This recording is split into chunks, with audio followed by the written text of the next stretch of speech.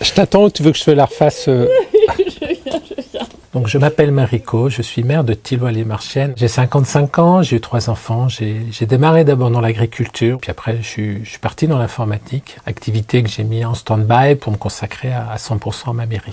Tu prends un café? Ouais. C'est le café de village. Donc ça, c'est les cartes du village. La cartographie est vitale.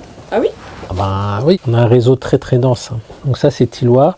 Donc soit tu as les courants primaires, les courants tertiaires, les secondaires. Mon parcours personnel est vraiment atypique. La transidentité, c'est encore très mal connu. Je suis experte dans le domaine parce que je suis mon propre sujet d'expérience depuis plus de 50 ans.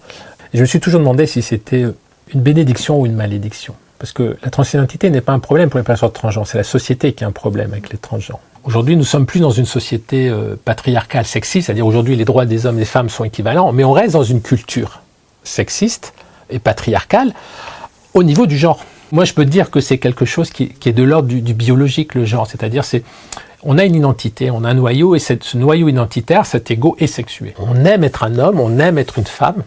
Moi, je déteste être un homme, c'est comme ça. Et t'as toujours détesté? Ah, toujours, bien sûr. On a aujourd'hui entre deux tendances très progressistes qui veulent nier le genre pour une espèce de fluidité totale où il n'y a plus vraiment le genre. Des détracteurs en face qui ne voient qu'une fonction biologique, genre égale sexe. Voilà. Alors que la vérité est entre les deux. On a des centaines de milliers de personnes intersexuées qui s'estiment ni hommes ni femmes. Alors oui, 80% des gens rentrent bien dans les deux cases, mais il y a 20% des gens qui ne sont pas dans ces deux cases-là. Il faut sortir des stéréotypes.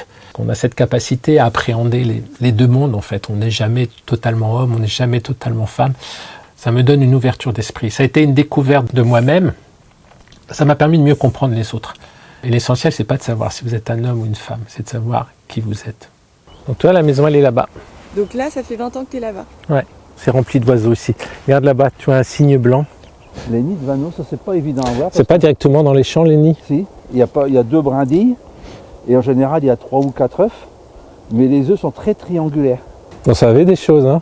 On a appris en étant sur la nature. Ouais. Ouais. Les personnes qui me connaissent pas, ils ont peur de moi. Ils disent « Ah, qu'est-ce que c'est que ce truc-là » Ils s'imaginent que je suis habillé avec des plumes et des boas, je sais pas, c'est très bizarre. Puis quand ils me rencontrent, je discute avec eux et puis ils disent « Ah, au final, ouais, c'est une personne normale, quoi. » Après, moi, je comprends qu'il y a des gens qui ne m'aiment pas, ils ont le droit de pas m'aimer. Par contre, je me demande est-ce qu'ils me respectent, qu'ils respectent mes droits et qu'ils me laissent vivre ma vie, quoi. Pourquoi ça gêne? C'est très simple, c'est qu'un groupe se conforte sur des règles. Donc tout ce qui est divergent dans le groupe devient un danger pour la structure du groupe. L'action politique, moi, je la vois beaucoup par l'éducation, par le dialogue, parce que les gens sont foncièrement pas méchants, sont juste des gens qui ont peur. Donc il faut rassurer, il faut expliquer. En fait, la majorité des gens sont pas racistes, dans le sens étymologique du terme, ils se sentent pas supérieurs. C'est juste de la xénophobie, c'est la peur de l'autre. Et en fait, ces gens-là, quand ils côtoient leur voisin qui est d'origine étrangère, ils disent « Oui, mais celui-là, je l'aime bien, c'est mon pote. » Mais ils sont tous tes potes, simplement, tu les connais pas. Quand tu t'adresses aux personnes, il faut y aller en toute sincérité, en toute transparence, pas avoir de masque social.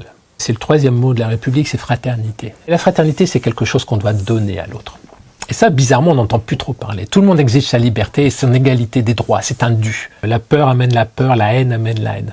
Et le bien amène le bien, l'amour amène l'amour. Ça, c'est important. Donc ça, j'ai fait ce cheminement-là, ce qui fait qu'aujourd'hui, non, je n'ai plus peur. Bonjour. Donc, Delphine, fait un reportage animalier. Il y a des trucs à signer, le certificat d'urbanisme. Ouais. Pourquoi je me suis présenté aux élections? C'était pour m'engager sur le village et développer du lien social, du festif, enfin du plaisir. Le combat politique pour beaucoup de personnes, c'est pas d'avoir la vérité, mais c'est d'avoir raison. On ne débat plus, on combat l'autre.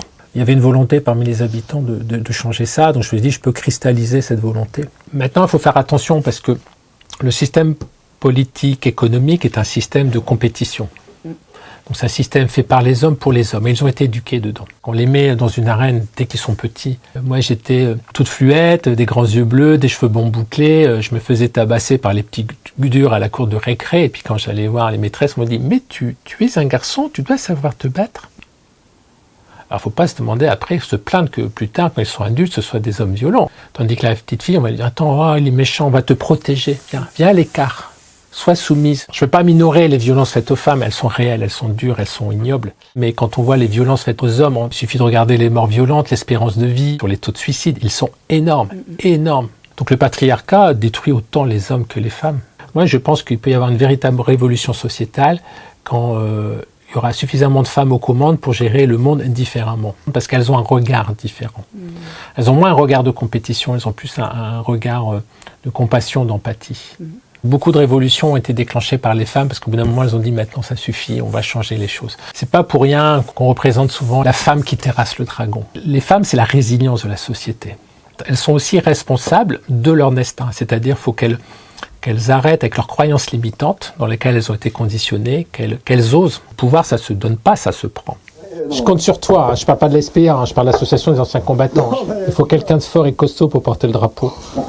Quelle serait selon vous une mesure importante à mettre en place lors du forum Génération Égalité? La mesure vraiment qui peut faire changer les choses, c'est vraiment d'avoir une parité. Ça veut dire qu'on acte que l'homme et la femme sont des êtres humains différents et qu'ils ont besoin d'être représentés de manière équitable. Qui de mieux que les femmes pour comprendre les besoins des femmes? Plutôt que faire des mesures, mais toujours gérées par des hommes, pensées par les hommes pour les hommes. Il faut admettre que les femmes et les hommes ont besoin de vivre ensemble. Et c'est ça qui fait la richesse humaine. Aujourd'hui, on s'est amputé d'une moitié. Il faut que l'humanité retrouve cette moitié qui lui apporte tant. La différence est une richesse. C'est pas un danger, en fait. Donc, moi, ce que j'essaye dans mon cas, c'est plutôt d'être une espèce de catalyseur. Je leur dis toujours, n'ayez pas peur. La deuxième chose que je leur dis aussi, vous n'êtes pas seul. Est-ce que je t'ai convaincu? Mais carrément. Ouais, une vote en plus, je vais noter. Plus que 45 961 votes.